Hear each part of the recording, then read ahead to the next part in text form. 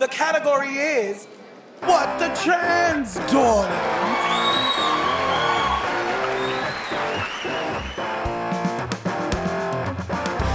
Hello and welcome to yet another episode of What the Trans. It's so fucking cold. It is, yes, it's a particularly shivery edition of What the Trans today.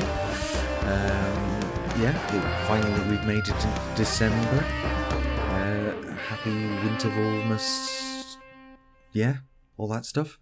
How are you? I'm good. We were going to go through in the place I'm living the whole of winter without putting the heating on because, expensive. Yeah. But then the temperatures went to -3, and so we were like, right, if we put it on like the lowest setting, we should be okay. And we're on one of those meter things that people shouldn't have because they suck. Yeah. And our meter ran out after 4 days. And then we had to go down to put new money on the meter so we could shower and stuff. And then the key broke in the thing because it was frozen. Oh, Jesus. And there is some kind of, I guess, story about what life in modern Britain is in there somewhere. I don't know how I could articulate it, but there was something at about 5 o'clock this morning when we were sorting this out. Very, very 2022 about the whole thing. Yeah, it seems a little bit on the nose. Yeah, just a bit. And that is what this episode is going to be about in the meat. We're going to be going through a year's worth of weirdness. Very weird year. Very bad year in a number of ways. But a good year in some very, very specific ways too. But before we get on to that, Ashley, how are you doing? I'm all right. So I'm going to go more into detail about this a bit later. But you, Michelle, and our editor and our delightful listeners may be aware that there's a little bit more ambient noise where I am today because I'm closer to the street, because at long last I'm out of my flat now, having been stuck there for a month. So I'm now in a hotel room. So the Wi-Fi is a bit spotty and, it's a hotel room. It's fine. But the point is, I'm out. I can leave the building and go outside today, even if doing that is foolishly cold.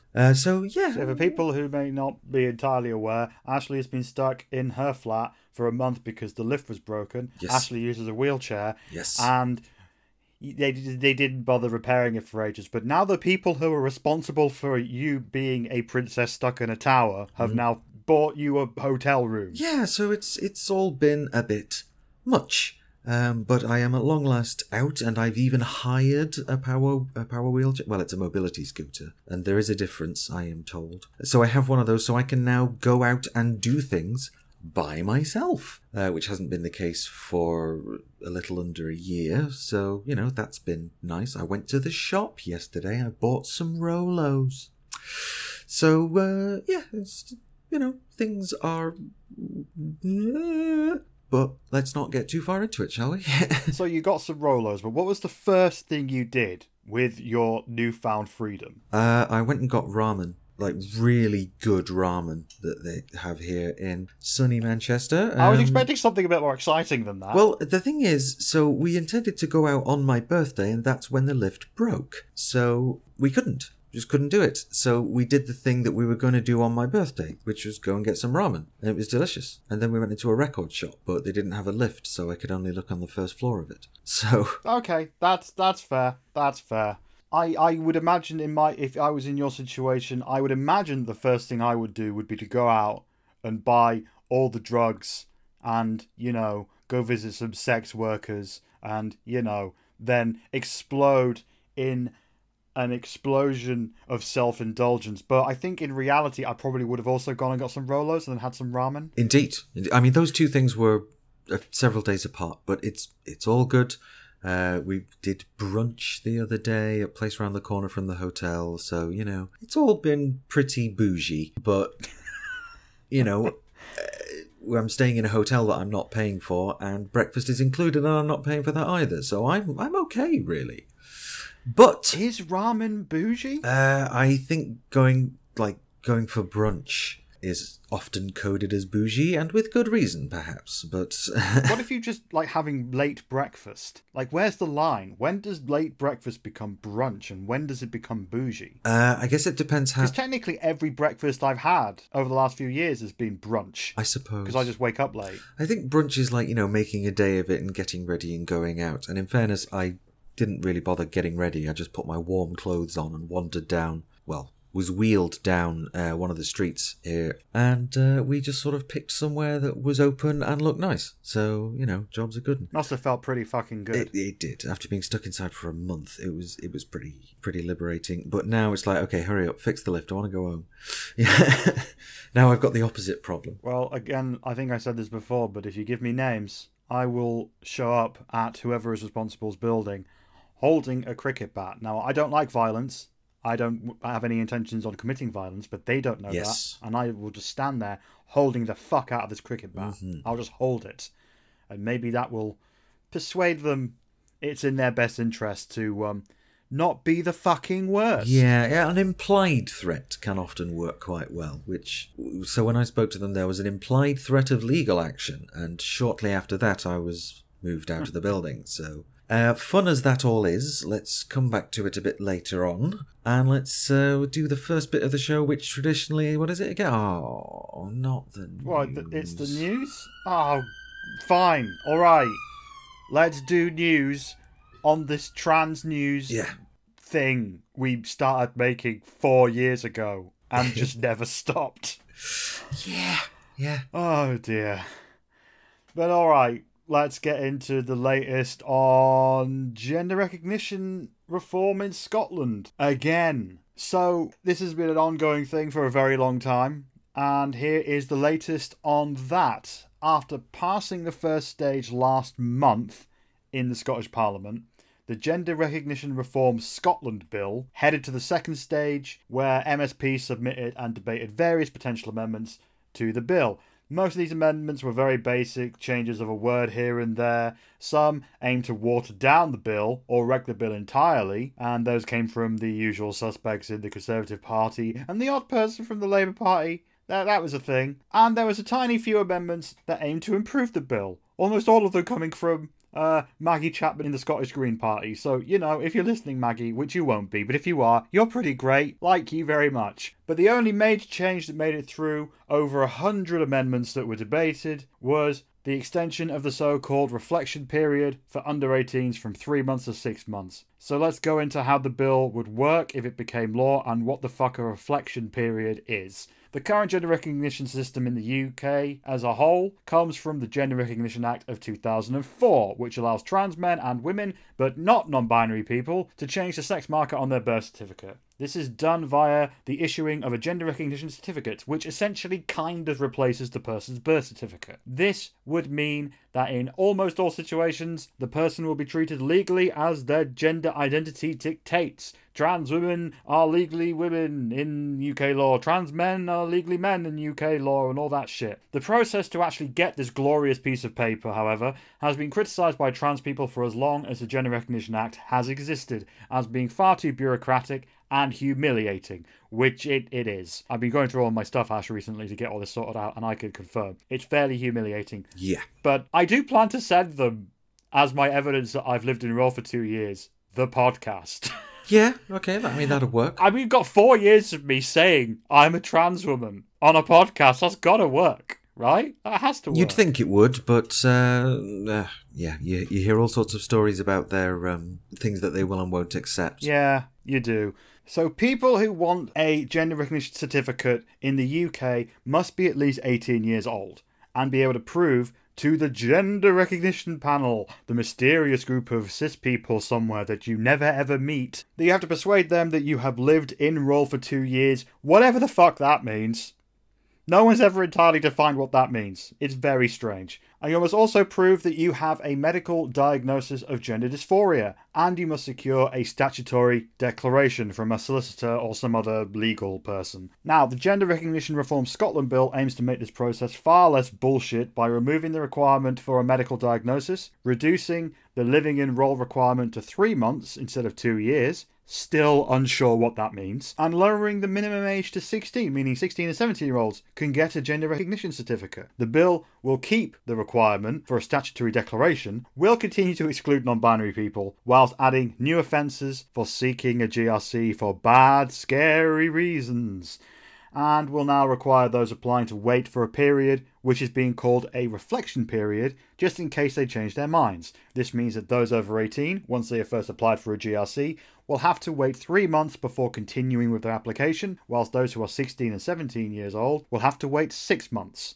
So it's safe to say that this reform has some significant barriers taken away, whilst also adding a few more smaller barriers that are less bad, but still kind of shit. Also, non-binary people have been left out in the cold because, of course they have. Cis people don't seem to understand what the fuck to do with non-binary people, and that's a problem, but that's for another day. It is. And let's not be too negative here. The removal of the medical requirement and the removal of having to prove you have lived in role for 2 years, reducing that to 3 months and 6 months, will be of significant benefit to trans men and women who are seeking out a GRC. But as a result, this has caused a significant shit fit in the various parts of the UK media, the UK government, and in the homes of anti-trans wankers that spend all their time thinking about us, some of whom may well even be listening. And that's a thing.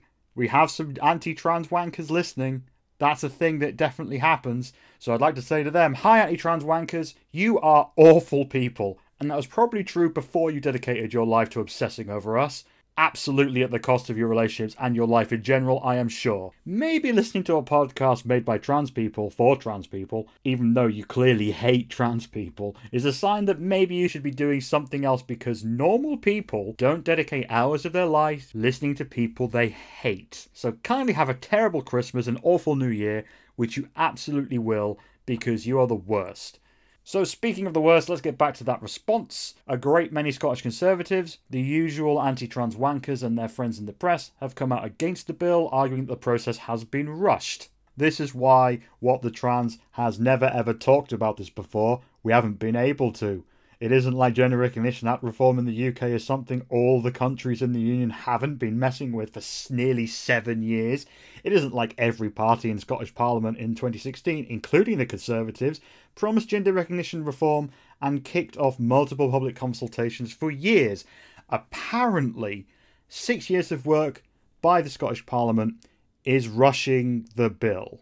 Along with that astonishing nonsense has been the usual bollocks about gender recognition reform somehow allowing sexual predators new and exciting ways to commit horrific acts, despite the fact that this is about changing a birth certificate, which has never been a requirement pretty much anywhere to gain access to a public toilet, changing room, or whatever. But the big news comes from the UK government, where the Minister for Women and Equalities, Kemi Badenoch, and that's a sentence that actually hurts to say, has written to Scotland's First Minister Nicola Sturgeon expressing concerns over the bill, whilst unnamed Downing Street sources have told BBC News that the UK government may pursue legal action against the Scottish government over the plans. Some news outlets have reported this as a potentially constitutional crisis waiting to happen, and all sorts of other absurd things.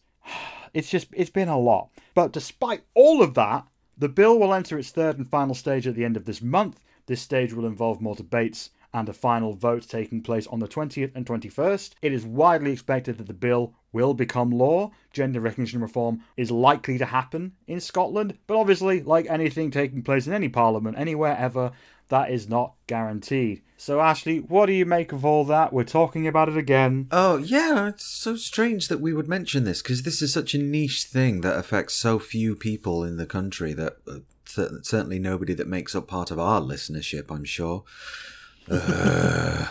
And it's just so, as you said already, it's just, I can't believe you had to say Women and Equalities Minister Kemi Badenoch, who, let's not forget, was the preferred candidate of Britain First for leader of the Conservative Party not long ago, before Truss got in, breaking with what must have been, sort of decades of tradition, and told their members to vote for a black woman because she was anti-woke, specifically. And so if you're the candidate that a group like Britain First is championing, maybe you should re-examine what your policies are. Not that they will, because these people are the Tories and they're immune to sort of self-reflection. Yeah, not to divert too much, but there's something I've been thinking about Britain First for a while, and I was hoping to get an answer from you, because you might know. Britain First, are they far right or fascist? It's certainly possible to be both, and I would describe them as far right before fascist specifically. I'm quite sure some of their members would openly call themselves fascists and have a hard-on for all the uniforms and symbology of it and stuff, but... Oh yeah, they do have uniforms. Do they? They do wear uniforms to,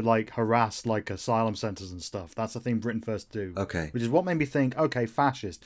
But also far-right and fascist, they're slightly different. I don't know. They This is are getting slightly. way off the point. But either Little way, bit. Kemi Badenoch has been endorsed by Britain First, who are nightmarishly awful. Yes, but then that's just the last part of many, many paragraphs you've just given us that is just full of just the fact that they would intend to pursue legal action over this, of all things, Just wow. But in a sense, it's good to see it progressing, and it's good to see it not being completely stymied by, the likes of Jonah Cherry and other SNP members who may or may not be vociferously anti-trans. So they've not had too much of an influence on it. It's a shame that the 6-month reflection period is in place for young people when it's not in place for those over 18. That's kind of bullshitty, but pretty sure we've already touched on that. But I hope this goes through. I hope it becomes law. I do. The thing with this whole thing is the UK government taking the Scottish government to court over this. That came from an unnamed Downing Street source. Right. So it might not be. It might be total bollocks. Yeah. That's the thing. Like, unnamed Downing Street sources over the past, probably forever, have been saying all sorts of wild shit that's never actually happened. So I think people have taken that as a sign that it will. But then, again, there's been so much shit that they've said that it could go either way. But the thing is that the stuff that Kemi Badenoch wrote to Nicola Sturgeon about, which was mostly, we don't know if this will be contained to Scotland, it might affect the whole UK. It just doesn't necessarily seem to add up, because if they are saying they are going to try and find a way not to recognise gender recognition certificates issued in Scotland, they are accepting. They recognise, like, the other countries equivalent to this. Like, they recognise the documentation of trans people who have changed their legal sex in Ireland, Malta, all of the EU countries that have this, all the American countries that have this, North and South. Yeah. They recognise, quote-unquote, self-ID in all the other countries. So they would try and exclude Scotland from that, who are in the Union? I don't know necessarily the chances of that working, but it doesn't sound like that's a thing that could happen. Yeah, and if they tried, it certainly seems like it wouldn't work. Or at least I like to think that, but then the one thing that I've learned of life in the UK in the last few years is we can always sink lower. That is true. Never say, oh, how much worse can it get? Because you'll find out, has been my experience of it. Since I've been, this has been, my main thing over the last, couple of months since it started. Since it went through the first stage in the Scottish Parliament, I've been sort of on this. And what struck me about this bill is that, there are definitely things that will absolutely improve the lives of Scottish trans men and women. But there is so much of this that will be the same that I can't understand what the fuss is about. The removal of the medical diagnosis, that's a big deal, right? But then the statutory declaration sticking around, and they're adding a waiting period, and they're adding a whole bunch of, new offences, meaning that if someone did seek out a gender recognition certificate for reasons including, fraud, or if they knowingly lied and stuff like that, there will be, potentially criminal consequences. And that does kind of concern me, because it's I don't know, what would necessarily happen if somebody did change their mind 6 years down the line, or maybe they thought they were a trans man or a trans woman and they come out as non-binary later. There seems to be a lot of measures that have been put in place almost entirely from the imaginations of cis people. Yeah, so that's been kind of a running thread of trans legislation and, to a large extent, trans healthcare, as Julia Serrano points out several times in Whipping Girl, and I'm sure in other works as well, where trans healthcare wasn't really implemented for the best outcome for the trans people. It was thought of in terms of giving cis people that are in the trans person's life, making them comfortable, which is why you have to hit all the classic gender presentation points in terms of voice and training or surgery for that, and making feeling people like they have to conform to a particular stereotype in order to get any sort of treatment, is because the treatment's been designed around cis people's comfort rather than trans people's needs, and the same is true for legislation, I feel. Yeah, that's all I was getting from watching the second stage, because the committee in charge of this, name escapes me at the moment. I should have written it down and I didn't. Whoops, that's my bad. But the committee in Scottish Parliament that was going through all of these amendments and going through the bill line by line, almost every amendment was about cis people. Yeah. Either directly or indirectly, and it was so fucked up. I couldn't believe what I was watching. It was really frustrating to watch. Yeah. Sorry, babes. That's where we're at. You know, we could have created a socialist utopia, a post-scarcity society, but instead we have credit scores and transphobia. Oh, that is life in the UK at the moment. But the good thing is, it looks like this is going to go through. So there'll be some fairly significant improvements in some areas, and other areas, more things to fight in a few years probably when we get another chance. Yes. Hopefully that bill does pass through and become law in Scotland, and I wonder if Scotland are accepting refugees from the north of England. However, onto something a little more global. Now, as we've mentioned a few times here on the show, we and the awesome people in our quote-unquote team will occasionally hang out on Twitch, which we're going to assume you know what that is, but just in case you don't, it's a streaming app that lots of people use to play video games or other kinds of games and have an audience along for the ride. It's good fun, and it's been used several times to raise money for particular causes, including, once again, by ourselves here on the show. So, noticing this trend, the folks over at Twitch have recently added the ability to raise money directly for many charities, like you can on a few social media sites. Rather than putting any raised funds into a GoFundMe or another crowdfunding source and then sending them on, streamers can now click on a listed charity and any donations go straight, lol, to them. So far so good, right? That actually seems like quite nice of them to add that functionality, doesn't it? Well, the problem here hinges on their definition of charity, and I'll bet you can tell where this is going already. Now, as we've reported a few weeks ago, everybody's least favourite alliance recently routed the Horde soldiers and recaptured the Forgotten Wait, no, sorry, that's Warcraft. I speak, of course, of the LGB Alliance. You know them. They're an anti-trans hate group who try to pinkwash themselves and claim they support LGB people, when in reality all they do is focus on how much they hate those pesky transers. That's us! But I'm sure you knew that already, dear listener. You're pretty well informed. I've always respected that about you.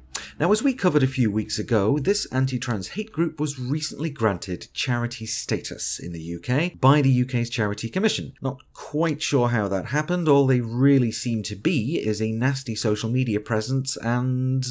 well, that's about it, actually. But this granting of charity status means that Twitch have included them on their list of causes that streamers can raise money for, which is bad, actually. So to the best of our knowledge, this doesn't seem to be something that's been deliberately and specifically done. It looks more like a cut and paste job from a list of charities. And we think this because the LGBA aren't the only problematic inclusion here, because Autism Speaks are also on there as well. Now, while they are less prominent here in the UK, Autism Speaks are also widely considered a hate group and have nailed their colours to the "We Can and Should Cure Autism" flagpole. So someone over at Twitch really hasn't done their due diligence, and personally I feel this might be a problem. I know there's that saying that someone would rather be excluded for those I include rather than be included for those you exclude, but in this case I would say Twitch are doing it wrong. So what are your thoughts, Michelle? Well, some might say, unpredictably, I'm actually for the inclusion of the LGB Alliance on this. No, I'm not even going to even attempt to make a joke out of it. Of course, this is clearly why the LGB Alliance wanted that charity status, so they would get included in stuff like this and open up new revenue streams, so they would make money off this, and I don't know what the hell they would do with that money, because now that they're in the Charity Commission and they are a registered charity, they have to actually show sometimes that they do something with this money. True. Beyond taking out adverts in mostly Scottish newspapers, which seems to be like the only thing that they have done like materially beyond being fucking weird on social media. Like, they hold a conference every year now in central London, and they write a lot of letters to people in the Equality Hub and in the UK's Equality Office. They write a lot of things and show up to meetings all over the place in Westminster, but apart from that, I don't know what it is they actually do. Yeah.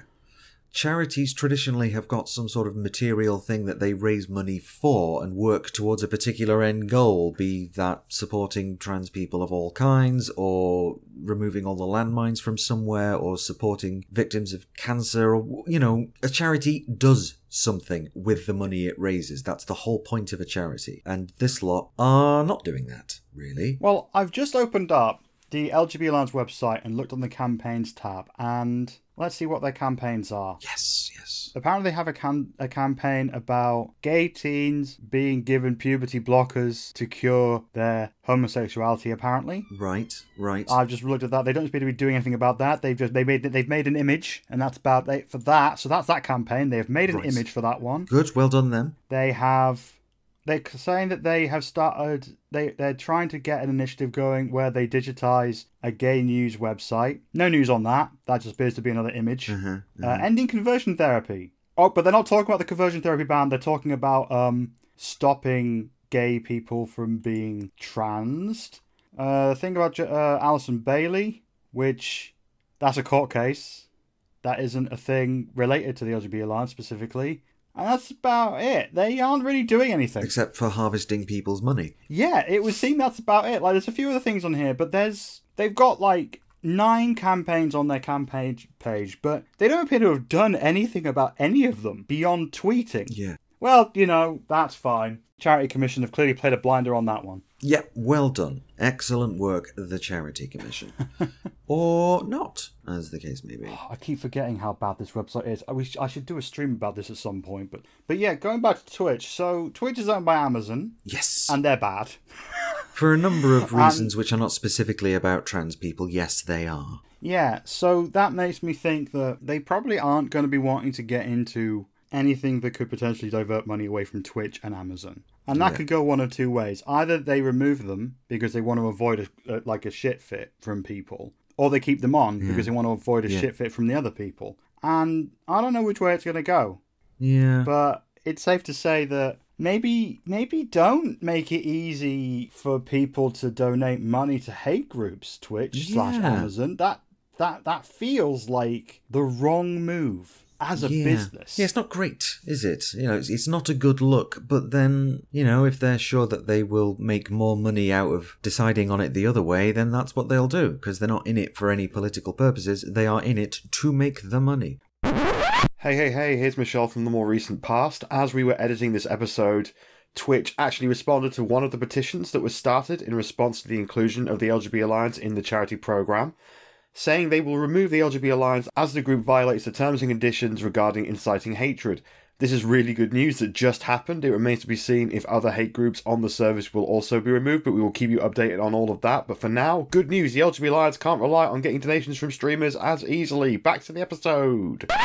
Now, at the beginning of the last podcast, I talked briefly about the horrific mass shooting at Club Q in Colorado Springs in the United States. And like I said then, a vile person, who we will not address by name or in any other way, entered the LGBT venue with an AR-15 assault rifle and killed 5 people and injured 17 others. The victims were attending a drag event that evening before the attack. The shooter was subdued by a trans woman and a cis man, and those 2 people almost certainly saved lives.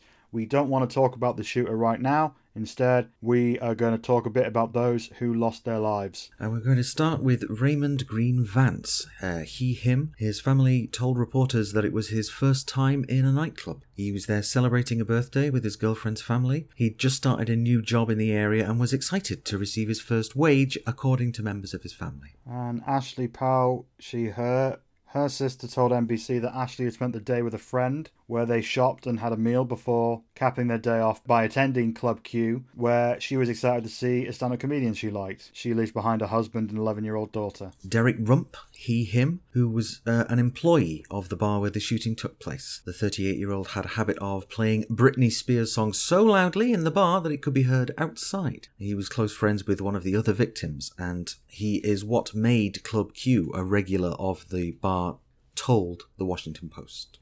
Daniel Aston, him, another Club Q bartender and close friends with Derek Rump. According to his mother, he was a born performer who performed drag. He transitioned whilst at college and his mother regularly attended his shows. Seen several people we know personally online and in other places who said they met Daniel on group Zoom calls for trans-masculine people during COVID-19 lockdowns, where a lot of people said he was always willing to help. And Kelly Loving, she was described as someone who would give anyone the shirt off her back if they needed it. Her friends and family told reporters that she was a mother figure who cared greatly for others. Kelly was visiting Colorado Springs for the weekend from her home in Denver. According to various reports, her death has hit the trans community of Denver particularly hard as she was a major fixture. And over the coming weeks and months, as the fuckhead sits in court and the press make an event of the whole thing, remember that these are the people that all of this is about. Yeah, there's what with the United States going through a pretty intense panic about trans people and drag and queer people in general. It's not exactly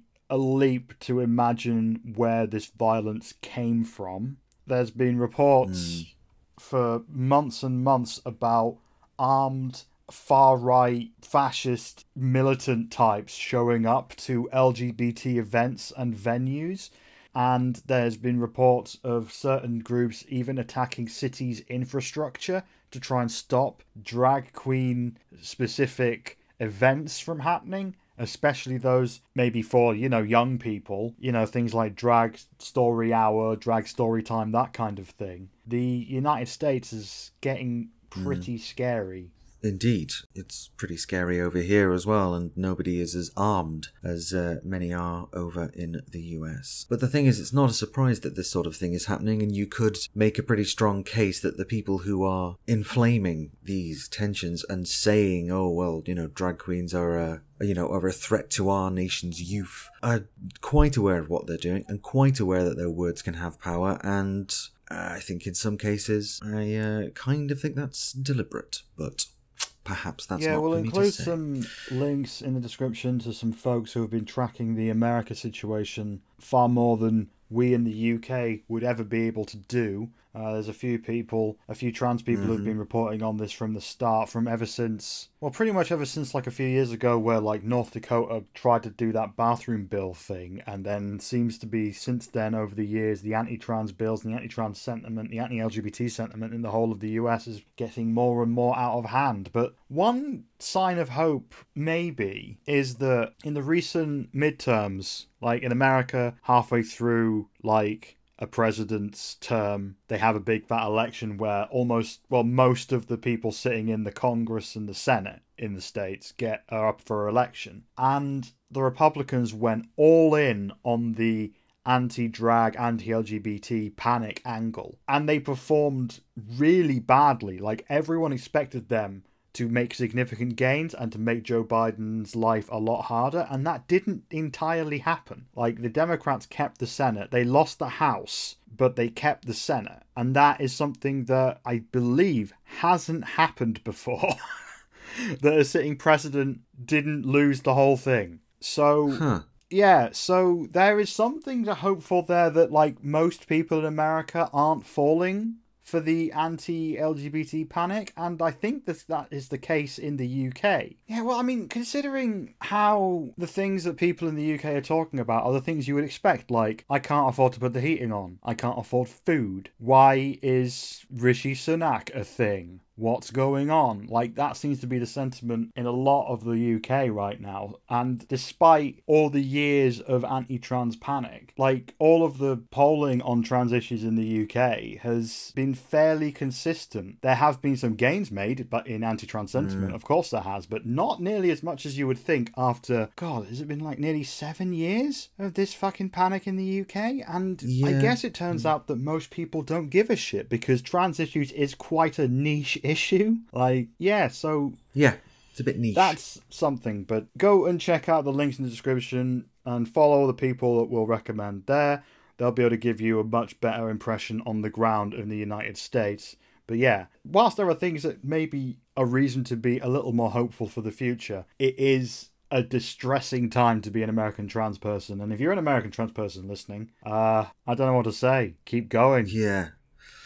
Keep on keeping on. So yeah, let's move on to the last bit of news, and just a little bit of a brief something to watch out for next year. The Education Secretary Gillian Keegan has announced that new guidance on how schools should treat trans kids will now be published next year. This comes after the government promised to reveal the new guidance before the end of the year, but seeing as the end of the year is a few days away, basically, that's unlikely to happen. And that might have something to do with the fact that there have been 5 education secretaries in the past year, because this year has been a totally fucking normal year, with prime ministers and cabinet members being replaced more frequently than my fucking toothbrush. According to the Evening Standard, Permanent Secretary at the Department for Education Susan Acklandhood has told Parliament that a public consultation on the guidance will take place early next year. So assuming that Tories are gonna Tory, it is highly likely that this guidance will be total dog shit. But even if it isn't, every anti-trans wanker in the country will be on this. So it is on us to keep an eye out and take part in this consultation as soon as it starts. So keep an eye out for that, and we will update you as and when that becomes a thing. So this is the last episode of the year. 2022 is going to be over very soon,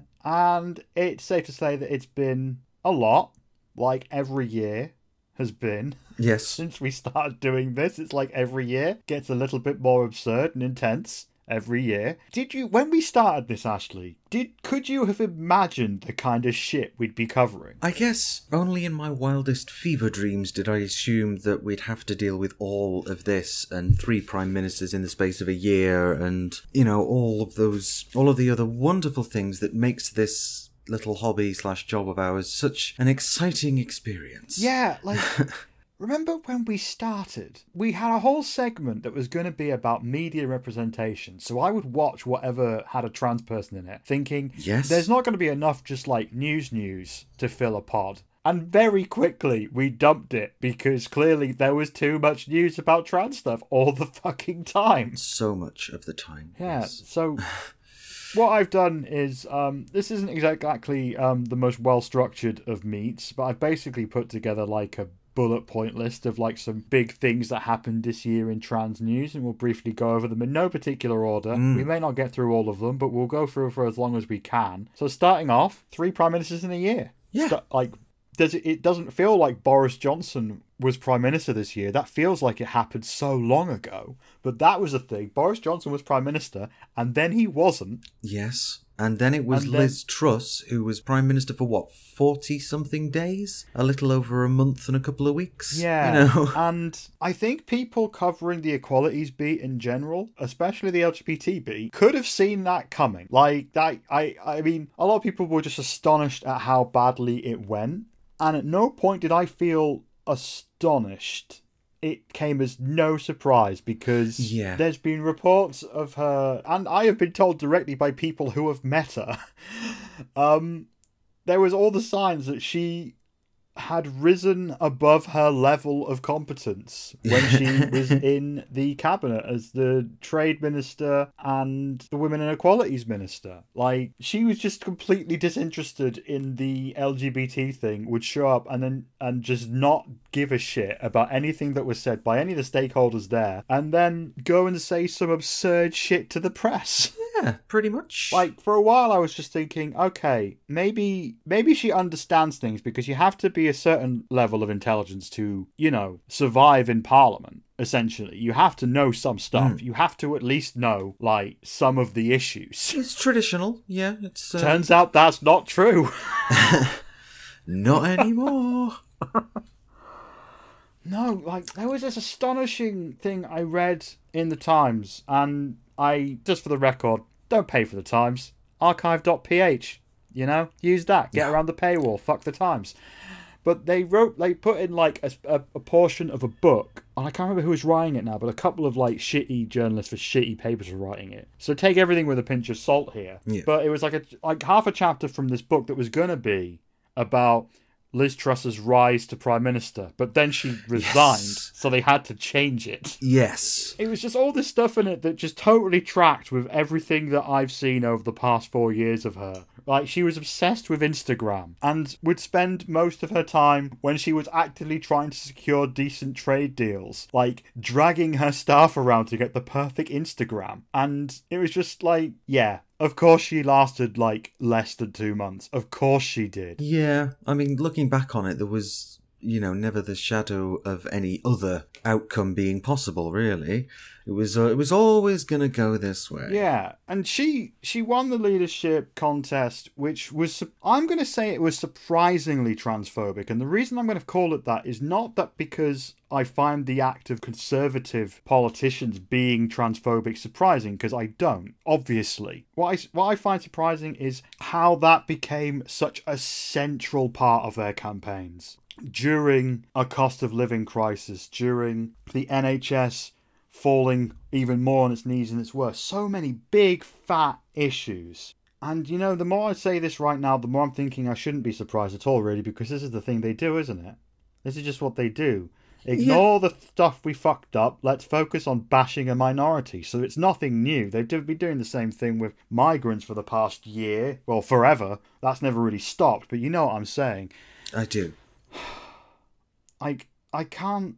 I think the thing that I find surprising, actually, is how the fuck did trans stuff get this prominent? It's absurd. It's totally absurd. Like, our beat at what the trans should be. Oh, there's a clothes swap going on in Manchester. Oh, there's this group doing this here. Go check that out. It shouldn't be every time we do a podcast. Well, another minister has come out saying that we're dog shit. Maybe this means less rights at some point. Let's find out soon, hopefully. Yes, and find out by someone telling, at least releasing some information about it beforehand, rather than us all waking up one Monday and finding, oh, by the way, here's what happened while you were asleep. So this isn't the day of the Triffids, But then the thing is, obviously, Liz Truss being catastrophically useless was the case even before she became Prime Minister, which is why she was such a strange choice for it. But that wasn't even the only thing that happened this year that had an impact for the trans community, was it? No, not by a long shot. I mean, this year has seen the Equality and Human Rights Commission, the EHRC, get worse. That's a thing. Like, they intervened in the gender recognition reform in Scotland deal. They requested that the conversion therapy ban be delayed because, including trans people might be a problem, apparently. Like, there was Vice reports almost every month for a while about how, staff were quitting because they didn't like how the whole place had become super transphobic. They're assigning commissioners with a history of being transphobic, including Akua Reindorf, who is in the fold in some way with the LGBT Alliance and Women's Place UK and groups like that. It's astonishing how they were shit and they were we're not done yet. Do you think next year there are any signs of the EHRC improving? I don't think there have been any signs of that so far, for me, really, because for a long time, the EHRC was seen as quite kind of independent from government and kind of less politically appointed, and it did seem like it was fairly middle of the road, doing stuff that was actually good. As you'd expect from the name, Equality and Human Rights Commission. But they've fallen so far from that. They started off as me thinking of them in terms of, they're all right, they can be trusted, they'll come out with good judgments, and now it's nope, they are a puppet court. This is like the Moscow show trials, essentially. That's the kind of level of truth-telling that you can expect from them now. Yeah, it has exposed... I mean, trans stuff isn't the only thing that has exposed these issues. The EHRC over the last few years has had some interesting takes on issues regarding race and disability, and those are important to always remember, that it's not just trans people that have been on the wrong end of the EHRC of late, or for the last few years. But all of these things expose deep problems with how the EHRC has been set up, because it's very hard for a non-governmental body, public authority, which is what the EHRC are, to be independent if a minister is in charge of placing people on it as commissioners. So Penny Mordaunt, for example, put Alistair Henderson on the board, and Alistair Henderson has a history of being quote-unquote anti-woke. Right. And that was Penny Mordaunt, who people used to think was all right before she failed to become Prime Minister on the back of, I'm actually more transphobic than you think, ticket. Yep, and if you care to go back and find all of our very early episodes, like episode 2, I think, was me talking about going to Downing Street and meeting Penny Mordaunt for all the good that did. Yeah, the first opportunity that it would benefit her, she was totally actually, no, I don't believe that trans people are all right. I think that they're full of shit. Yeah. She didn't say that exactly, but that was kind of... We're paraphrasing. Yeah, being reductive, but in this case, the reductiveness is accurate. But also, the government are in charge of the EHRC's funding, which means that how independent can they actually be? Yeah. And this is something I came up with months ago, and then Alex on the team was talking about it, and she said the same thing. I think we kind of came up with the same thing independently, where it was why... Wouldn't it be slightly better if the Women and Equality Select Committee were the people in charge of assigning people to the board as commissioners? Now, that has its downsides too, but that would at least be more, I guess, democratic, maybe? I don't know. Maybe the whole thing needs to be torn down and started again, but... I mean, that's kind of our solution for everything, but then when it stops being a good solution for everything, I will be happy to talk about alternatives. Yeah, I don't know how the fuck we would solve a problem like the EHRC, but they are a fucking problem, and there's every sign that's going to get worse, as it has gotten progressively worse over the past year. And it kind of came to a head in April when Boris Johnson, back when he was Prime Minister, a million years ago, yanked trans people from the conversion therapy ban. Yes. Which was kind of what Baroness Faulkner, the head of the HRC, was calling for, and it looks like they did it. And that was just started months of protesting and kind of led to the government's LGBT international conference they were going to do collapsing in on itself. Like, it was... Now, that was hilarious, if nothing else. How they shut the bed so hard that they broke the bed.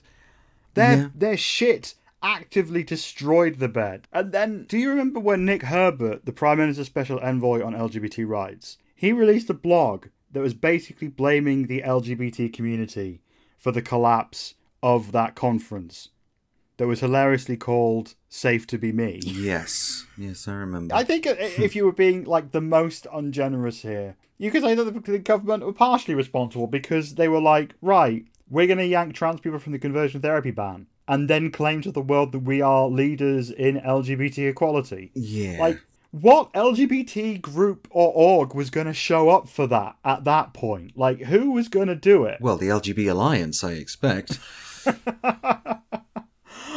Oh, you know, that would have been horrifying.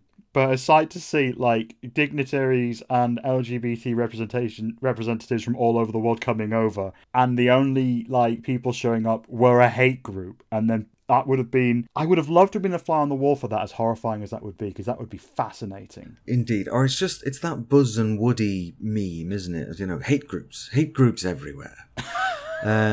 I think that's what the exhibition hall would have looked like. But even that is only scratching the surface of all the other stuff that happened in trans in 2022.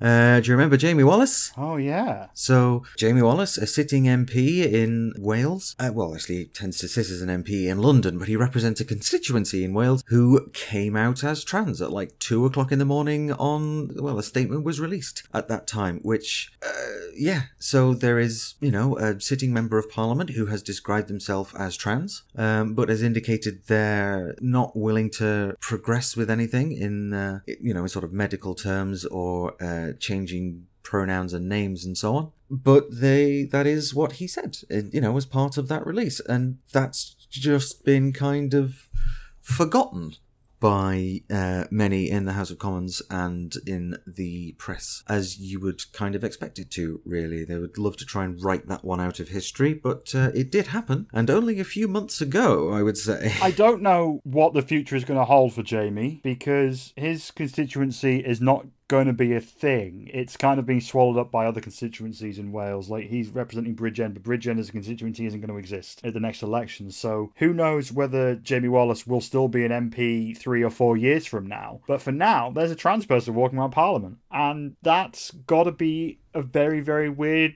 thing to be right now, considering what parliamentarians and ministers are saying about trans people all the time. But I think that's got to be a good thing, right? I mean, there's been lots and lots of kind of little things that have popped up for a month and haven't really... There's just so many things that happened that then made the headlines and then disappeared from the headlines. Like that incredibly, unbelievably transphobic article that the BBC put out there, which included quotations from a fucking rapist, and they never apologised for it. They removed that person's contributions to the article, but they didn't apologise for the tack they took with it. And they didn't apologise for releasing this god-awful, hateful, nasty, spiteful little article about how some lesbians feel pressure to have sex with trans women, even though I'm pretty certain that's a thing that is not happening except in the fever dreams of transphobes. Yeah, that was the thing for ages as well. That was more protests. Yes. I went to a whole bunch of anti-BBC protests after that all over the country, and it was... Yes. It was kind of... The silver lining to that was it was something of a rallying cry, because I've never seen organising on that level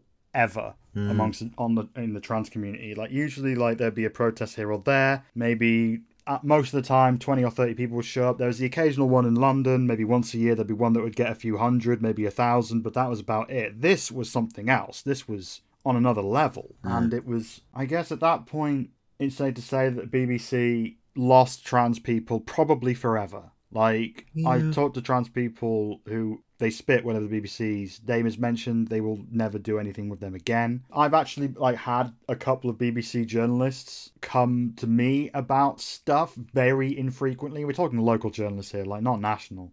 And I've had to say to them, I don't want to talk to you. Nothing personal, but look what BBC News did. Sorry, bye. That's quite within your right to do that. You don't have to. They're not entitled to your time. And if you don't feel like that what you say will be accurately reflected or reported, then you shouldn't speak to them, really. Speaking of trans people in the political sphere, Eddie Izzard, the comedian who tried and unfortunately failed to stand as an MP in Sheffield Central. They lost out to Abid Sam Mohammed for the race for who would be replacing Paul Blomfield for the Sheffield Central constituency in the House of Commons. The fact that Izzard got that far and put herself out there to do this, that's a level of progress, I feel. Not that I saw a great deal of coverage of it in certain spheres, but then I suppose there wouldn't be, would there? Yeah, see, I thought that Eddie Izzard, she was a shoo-in. Her level of celebrity would have been the cincher. But then once she lost out to Mohammed, a lot of trans people from Sheffield were like, yeah, it was never going to happen because we all knew what she was. She was like more of a centrist parachuted into a safe seat, and we didn't want that. Like members of the Labour Party who voted on this for who would stand in the next election were just weren't buying it. Right. So the good thing from that is that it doesn't sound like Izzard's trans identity was necessarily the problem. The problem was more that she was a bit too Starmer and not nearly as left-wing as Sheffield Central would desire. And Sheffield is a pretty lefty city. It sure is. You know? Sheffield is marvellous. Yeah, so maybe it was something I should have seen coming, but I was genuinely surprised because I thought, okay, well, she's famous and funny, and that seems to be enough. You know, it was enough for Boris fucking Johnson. Yeah, quite. And I think more people like Eddie Izzard than Boris Johnson, as a rule. Yeah, the stand-up's definitely better from Izzard. Yeah, and, you know, she's been in some pretty cool movies too. Yeah. Like Shadow of the Vampire, that's fucking classic. That's a really good movie. And she was amazing in that.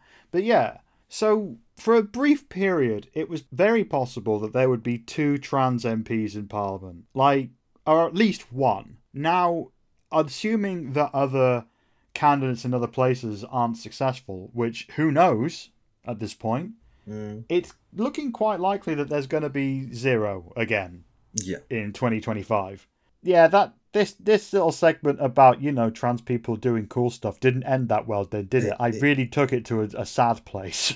Yeah, well, I mean, you know, although speaking of things that didn't go that well, how about Alison Bailey and her days in court?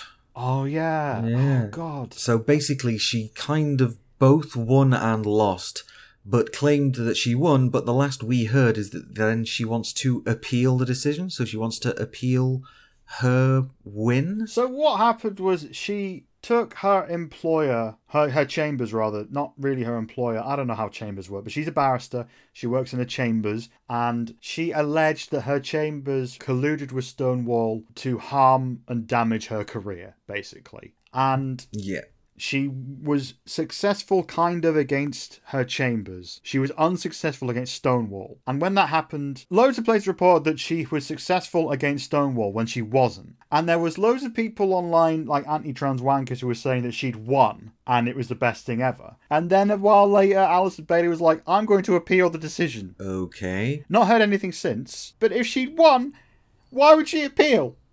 Why would she appeal it if she'd won? Quite. Also, in news of people who sort of, you don't really hear very much from anymore, there is, of course, Kiwi Farms. Oh, God, yeah, I forgot. I wrote that one down as well. I wrote it down on the sheet. Yeah. And I've forgotten about it because there's so much that's happened. But yeah. And we're jumping around in the year chronologically significantly here, more so than your standard episode of Doctor Who. But, you know, we're kind of tying it together. So Kiwi Farms, due to the sustained efforts of several people, including Keffels, basically ended kiwi farms. It is still accessible online, but not really, because it's quite hard to get to, and even the place that's hosting it is saying, no, I don't really want to be doing this. And so, yeah, I think kiwi farms is basically done, she said, hopefully. Yeah, like, I think it's like being hosted via some sketchy thing in Russia somewhere, I think. That's the last I heard of it, although I kind of stopped following it after a while. And it takes a few minutes to load up, you know, so it's essentially unusable. For a long time, its existence was basically confined to a Telegram group for a while. Like, it's safe to say that Keffels and a whole bunch of people in that thing, like, that's the thing that doesn't get reported nearly enough. It wasn't just Keffels. Yes, that's true. There was a whole team, a whole group of people all over the world who worked together, mostly trans people, who decided enough's enough, because kiwi farms have a history of... had a history. Had a history of choosing a target online, calling them lol cows, and basically abusing them to the point of horrible things. And so Keffels got swatted by someone off Kiwi Farms, and she was like, right, enough's enough. So she kind of made this big stink about it, and she got like media coverage about it and all of this other stuff. And yeah, that's a thing that happened here. That's an objectively good thing, that Kiwi Farms' power has been severely limited by a bunch of trans people. That's a cool story. Yes, thanks for bringing it back. That's no problem. And that does, you know, just to point out here, that does kind of demonstrate the value of, you know, community, solidarity, mutual aid, standing together as trans people and LGBT people of all stripes really need to do. You know, it works. Yeah. That's why lefties like us keep suggesting to do it, because it works. Just a thought. I'm just going to say again, there's so much that happened this year. I don't think we're even going to get through all of it, but like, it's not all been bad. That's the thing that I'm looking at this list now. Like, there was like Jordan Gray, who has been on the podcast before, well, like nearly 3 years ago now, 2 years ago? Yeah. I can't even remember. It's during when we were doing lockdown episodes, and I was just like, we need to find someone funny. So I asked my friend Kate, do you know anyone who's funny? And she was like, oh yeah, there's Jordan Gray. She just did a show on Comedy Central. And I was like, well, that's cool. And we had a really weird laugh. And then just over the years, her career has been going gangbusters. She, like, won a bunch of awards at the Edinburgh Fringe Festival. And then she performed a song from her show on Channel 4 late at night, where she got nude and started playing, like, a keyboard with her willy. And that was such a fucking moment. Yeah. Yes, it was. Yeah, because after like years of trans women's bodies being portrayed as more dangerous than nuclear weapons. Yes. Just trans women on telly going, yeah, I'm going to do this song. I'm going to be naked. That was fucking cool. More of that. I don't know if Jordan Gray's listening, and she's got a podcast out now. I think it's called Transplaining, I think is what it's called. We'll do a link in the description. Go listen to a podcast. I haven't had a chance yet, but I'm sure it's great. But yeah, that was a cool fucking thing. That was indeed a moment. Yeah, absolutely. So, rattling through all the other stuff that's happened in this 1 year, and what a year it was. You know, I think there's a lot of stuff that I'm going to remember about 2022 on a personal level. I mean, the thing is, you know, we're trying to talk about things that are a little bit more positive. We did kind of come up short here, dear listener, because a lot of the stuff that would be in our wheelhouse was not very positive, really. So there's the sports stuff, right? That was a big thing this year. A lot of people came down on trans people in sport wrongly. Like there was an Olympics this year, right? That happened this year. So much has happened. It feels like a million years ago. But yeah, like Laurel Hubbard, a trans woman representing New Zealand in weightlifting in the Olympics that happened this year, and she was portrayed as like the biggest danger to weightlifting ever. And then she got like knocked out in the very first round. Like she was not successful at all.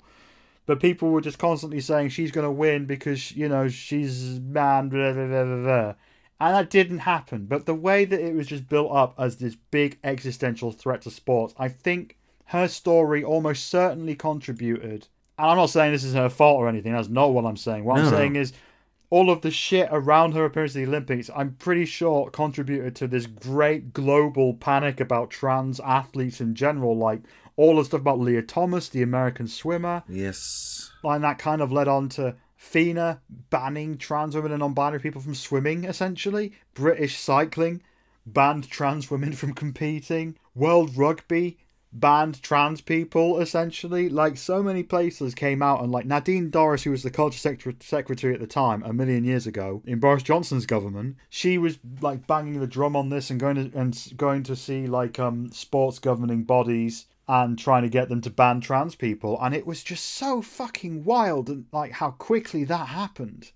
And then you've got all the stuff with Emily Bridges, Yes. young trans woman who wanted to compete in cycling and was blocked and became like for a while, and this may even still be ongoing, like the face of the evil trans people coming to take away people's sports and whatever. And the abuse she got was horrible, but then she stood up on ITV News a bunch of times and was like, nah, I just won a race, and sort of handled herself with grace and stuff. But all around, like, if you were a trans person into sports, this is a bad year. A very bad year. For sure. Yeah. You could probably make that same case for a trans person just generally in the UK, really, for this particular year. And you could also make the same case about the US and several other countries. So, you know, not been a super one, I think. How has this year left you feeling, Ashley? Well, so something that was pointed out to me a little while ago is that, you know, every time we get to the end of a year, more or less since sort of 2014-15 onwards, we've said every time, oh God, this year was dreadful, wasn't it? This year's shit. We'll have to see if we can make next year be better and so on.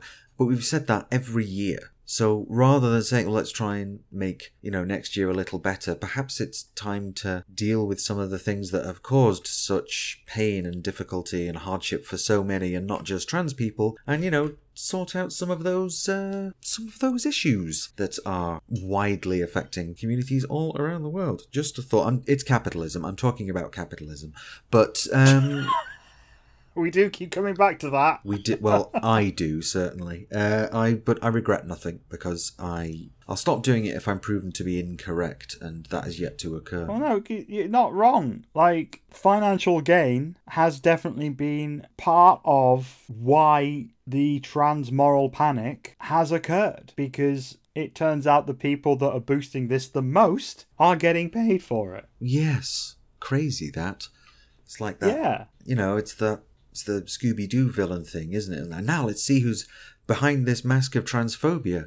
And then they pull the mask off, and it turns out it's old man Christian and evangelical. And I would have gotten away with it all if it wasn't for you meddling intersectional kids. Yeah, and the effects of that cash grab has been felt all over. I mean, to briefly go over the points that we haven't got to yet, the Labour Party, Yes. in various ways, sending very mixed messages on trans crap this year, trying to navigate the anti-trans moral panic by not entirely taking a strong stand. And I was told by a Labour MP this year, Keir Starmer doesn't get enough credit for the stand he's taken on trans issues. And then 2 months later, he gave an interview on Mumsnet where he basically said that Mumsnet are all right about trans people and all this other stuff. Right. And I guess that says something. I mean, I don't know. I haven't done a census of members of Parliament for Labour or anything, but I think that says something, that there are some cis people out there who think that he has made a stand. Yes. To be fair, the Labour Party have come out strongly saying that they want to reform the Gender Recognition Act, and they want to include trans people in the conversion therapy ban. And those two would be good things. Yes. But Yes. yeah, Keir Starmer has been not exactly the most consistent on where he stands on a bunch of things. He actually came out and said that, like, he doesn't believe that trans kids should be allowed to transition in any way without permission from their parents, which is showing such a lack of knowledge about what being a trans person in a family can be. Like, he's clearly just saying whatever he can say to get the people in that room on side. Like, because he made a big speech about, like, to the Pink News Awards, being all like, I'm an ally to trans people. Then that same fucking week, he went on Mumsnet and was just like, oh yeah, I think what you're saying is reasonable. I don't think that anybody in the country would disagree with you. And it's like, I think there's a bunch of trans people who would just fucking disagree with you, Keir. Yeah, I think there's a whole bunch of people who would disagree, you fucking nothing. Yeah, You pretty fucking much. shit hair, shit fucking person. I'm not good at insulting people today, but I think I nailed it with him. Just Yeah, his nailed hair's it. shit and he's shit. Yeah, the inconsistency of it, and Labour saying, "Oh, we're so good on trans issues. Why don't you trust us?" And it's like, then we point out, well, your leader went on Mumsnet and said that they were quite reasonable, and he's just been really inconsistent, and they just immediately jam their fingers in their ears and go, "La la la, I'm not listening." So Sir Keir Starmer, man of the people, you know, is justifiably under some questions from us, which no doubt he won't bother to respond to. So Yeah, but that's like, I think that's a sign of the moral panic right there. Oh, That for he sure. is so fucking terrified of it that he will just say whatever it takes to make anyone in the room like him, and he also has ambitions to be the next Prime Minister. But then you've got all the shit about the Tavistock closing and all of the misinformation around that. You've got the attacks on mermaids, who are now under investigation by the Charity Commission, almost certainly because they have been hounded by the press for years and years and years. And I think one of the biggest successes of the moral panic has been the legitimization of like anti-trans GC stuff, because at a certain point the government started putting, at the very least, a anti-trans person on the Women and Equality Select Committee. yes. Like, they put Jackie Doyle-Price on the committee at one point. She left the committee over the last year and has seemingly been replaced by Mark Jenkinson, another Conservative MP, who is worse. Who is far worse than Jackie Doyle-Price is on trans stuff. By far, he's a fucking nightmare. It's that line from The Good Place, isn't it? You know, where Chidi's saying to Eleanor, "Okay, but that's worse. You see how that's worse, right?" Exactly. It's worse. He's just, oh my God. Like, so, I've been saying this for years now. The press, the model that is not exactly new to most people is the press pick on a minority, then the government come in and politicians come in and capitalize on that, and the minority suffers. Like, they put in legislation or they make changes in other places and the minority suffers. Yeah. We're seeing ourselves enter like the last stages, I think, of the moral panic. And that's not me saying it's going to end anytime soon, because I don't think it will. I think it's going to be a thing at least until after the next general election. I think we've got another few years of this, but I think we're entering the stage where the hammer is coming down. And On us, yes, absolutely. I think, unfortunately, that I think there are more things to come that are not necessarily going to be good news. But I think from going through this list of things we want to talk about in the meet this week, is there are still trans people standing up. You know, Yeah. Jamie Wallace came out as trans. He's in the Parliament. That's a thing. That's a big thing. You have people like Leah Thomas and Verity Smith and Emily Bridges and Natalie Washington too. Trans people who are standing up, fighting the good fight when it comes to trans people in sport. Yep. Mermaids still rumbling on despite everything. Susie Green has stepped down as their head, but they're going to be getting a new one. And I'm pretty sure that Mermaids, no matter what happens next, are going to continue doing the work that they do.